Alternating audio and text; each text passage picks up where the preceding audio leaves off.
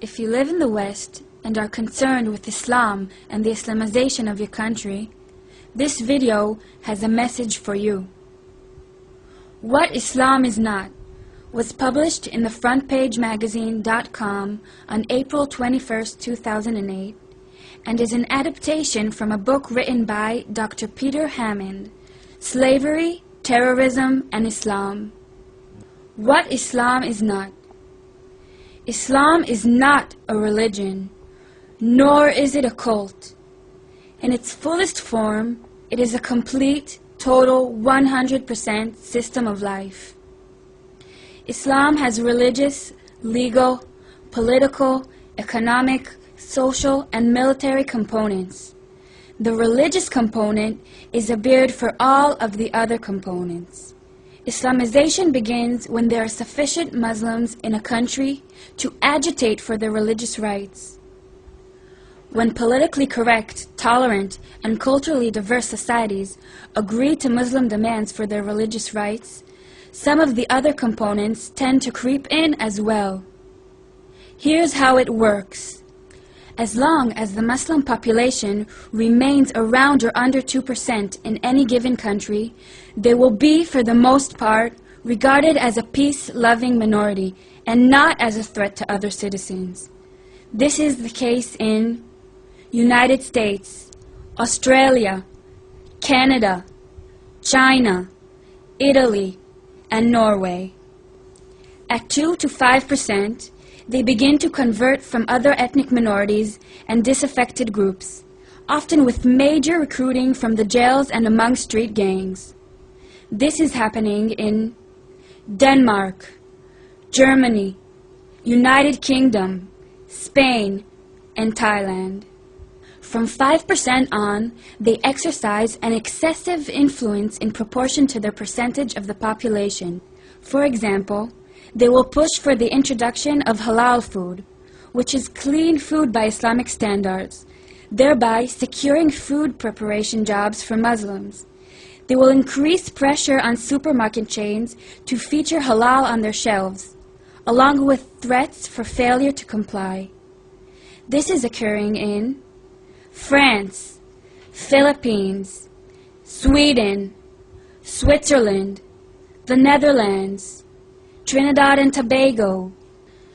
At this point, they will work to get the ruling government to allow them to rule themselves within their ghettos under Sharia, the Islamic law. The ultimate goal of the Islamists is to establish Sharia law over the entire world. When Muslims approach 10% of the population, they tend to increase lawlessness as a means of complaint about their conditions. In Paris, we are already seeing car burnings. Any non-Muslim action offends Islam and results in uprisings and threats, such as in Amsterdam and in other Western cities, with opposition to Muhammad cartoons and films exposing Islam. Such tensions are seen daily, particularly in Muslim sections in Guyana, India, Israel, Kenya, and Russia. After reaching 20%, nations can expect hair-trigger rioting, jihad militia formations, sporadic killings, and the burnings of Christian churches and Jewish synagogues, such as in Ethiopia. At 40%, nations experience widespread massacres, chronic terror attacks, and ongoing militia warfare, such as in Bosnia, Chad, and Lebanon. From 60%, nations experience unfettered persecution of non-believers of all other religions, including non-conforming Muslims, sporadic ethnic cleansing, use of Sharia law as a weapon, and jizya, the tax placed on infidels, such as in Albania, Malaysia, Qatar, and Sudan. After 80%, expect daily intimidation and violent jihad, some state-run ethnic cleansing, and even some genocide, as these nations drive out the infidels and move toward 100% Muslim.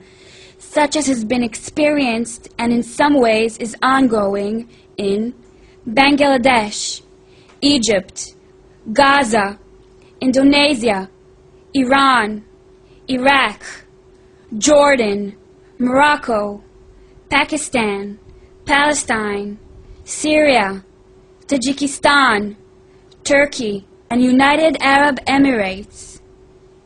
100% will usher in peace of Dar al-Salam, the Islamic House of Peace. Here, there's supposed to be peace because everybody is a Muslim. The madrasas are the only schools, and the Quran is the only word, such as in Afghanistan, Saudi Arabia, Somalia, and Yemen. Unfortunately, peace is never achieved, as in these 100% states. The most radical Muslims intimidate and spew hatred and satisfy their bloodlust by killing less radical Muslims for a variety of reasons. A quote from the book The Hajj by Leon Uris. Before I was 9, I had learned the basic canon of Arab life. It was me against my brother. Me and my brother against our father. My family against my cousins and the clan. The clan against the tribe. The tribe against the world. And all of us against the infidel. It is important to understand that in some countries with well under 100% Muslim populations, such as France, the minority Muslim populations live in ghettos, within which they are 100% Muslim, and within which they live by Sharia law. The national police do not even enter these ghettos. There are no national courts, nor schools, nor non-Muslim religious facilities. In such situations, Muslims do not integrate into the community at large. The children attend madrasas. They learn only the Quran. To even associate with an infidel is a crime punishable by death. Therefore, in some areas of certain nations, Muslim imams and extremists exercise more power than the national average would indicate.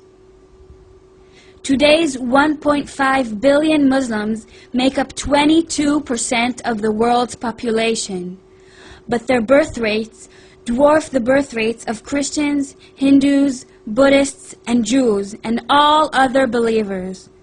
Muslims will exceed 50% of the world's population by the end of this century.